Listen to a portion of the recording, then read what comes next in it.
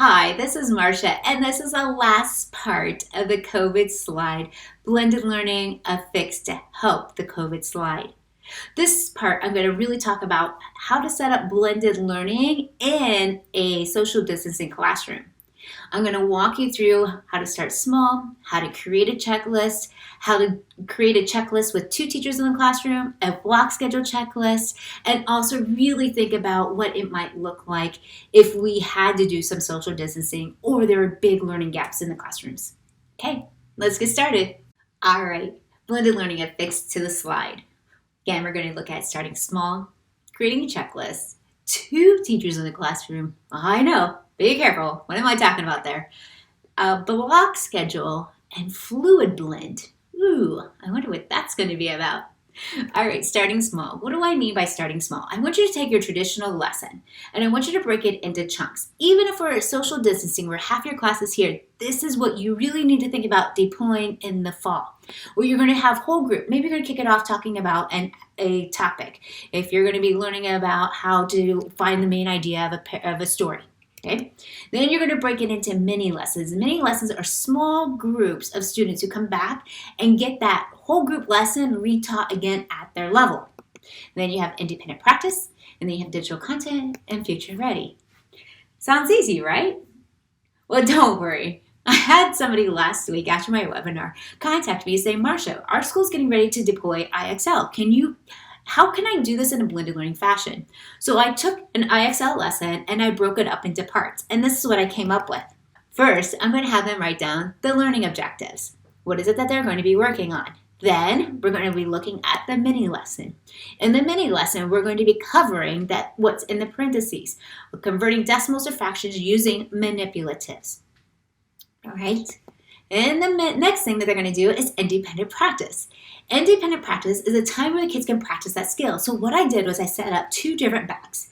Bag A that were decimals and they had to convert into fractions, and bag B, which are fractions, they had to convert to decimals. Inside of the 2 different paper bags are 25, 30 questions. The kids can reach in, pull out 3 or 4 questions, write down the answers, and put the questions back in. Pretty easy, all right? When they're done, they need to answer that one last question. The next thing they need to do is digital content. In digital content, they're going to go to IXL and they're going to be converting decimals to fractions, A.4. They're going to try to get to 90%. Once they get to 90%, they can go to Mathagon, which is going to also supplement not only the lesson, but take it up a notch to understand fractions to decimals, because this is an Algebra 1 lesson. All right. Then they're going to go to this hands-on activity. And this is a really fun game that I found. It's almost like speed matching. What it is a deck of cards. If you could go to that YouTube link if you like and see it. But it's a deck of cards and the kids have to match them as fast as they can. One set is decimals. The other part of the deck is a whole number. And they had to figure out what it would look like. Or a fraction, I should say. So if it's a half and it's 0.5, then they match it, they put it down, and they do it again until all the cards are gone. Super easy, super fun. I think the kids would really like this. This is a 1-day checklist, getting the kids prepared to learn on their own, getting the kids prepared to figure out how to do online content, as well as preparing the kids to collaborate and work together. But the biggest thing about starting small is training that teacher on how to implement small group instruction through a mini lesson. That's where the magic happens in blended learning. Okay, so start small. Got it. Next, what if when we come back to the fall and we have this huge COVID slide, what if there were 2 teachers in the classroom? Teacher A and Teacher B. So I'm going to create a checklist. Teacher A is going to follow the 6th grade pacing guide. She is going to follow exactly what the kids need to learn according to a traditional school year. Teacher B, maybe it's an intervention specialist or another teacher, is going to be working with that same group of students in the room, but she's going to be targeting review skills, things that the kids are missing. She's going to work on those skills and build them up while Teacher A follows the pacing guide. That would be awesome. The only problem is it costs a lot of money to have 2 teachers in every classroom. But this could be an option. This could be an easy way for those teachers to actually have somebody there to continue teaching what they missed and then get them caught back up. All right. Block schedule. This would be with one teacher, but for 90 minutes block. Teacher A, a normal teacher, is going to teach a lesson on the pacing guide skill. What is it that they need to know right now in 8th grade? She's going to follow that. She's going to go through everybody in a small group instruction, teaching them that skill.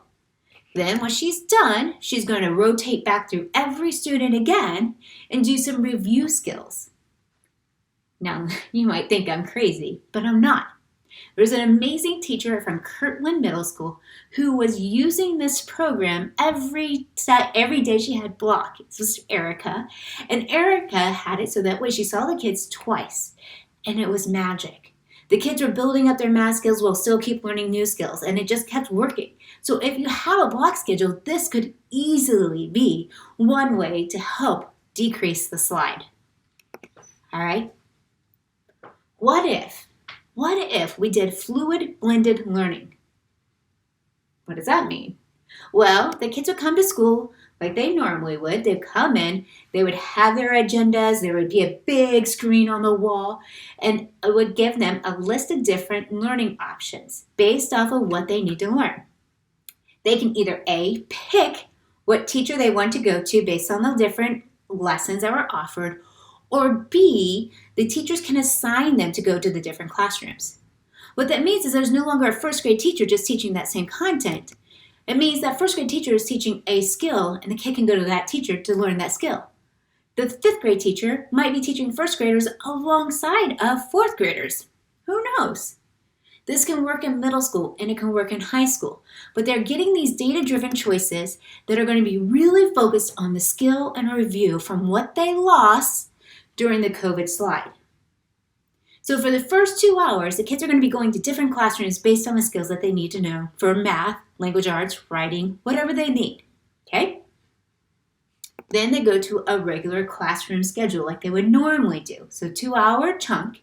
Now they go to grade level classrooms and they continue to teach in a blended learning fashion where it is data driven and the classes are based off of what they need to learn. And every day when those kids come to school, there's a big celebration board for kids who are mastering the skills. And they get excited about what they have accomplished.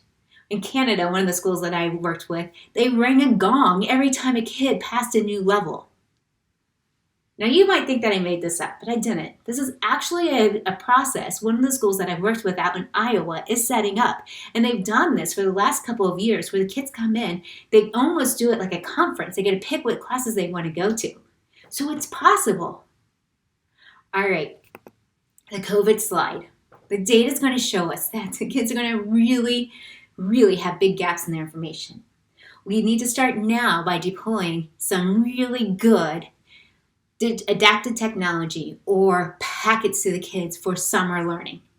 And then in the fall, we really need to be prepared for what that might look like in a social distancing classroom as well as in a blended learning classroom where we're catching those kids up. We're not going to leave them behind, but we're going to catch them back up. It's possible. We can do this. We can do it together. Thank you for watching my 4-part series on the blended learning a fix to the COVID slide. If you have any questions, please go to blendedlearningpd.com. Look me up. I'm here to help you. Thanks, everybody. Have a great day.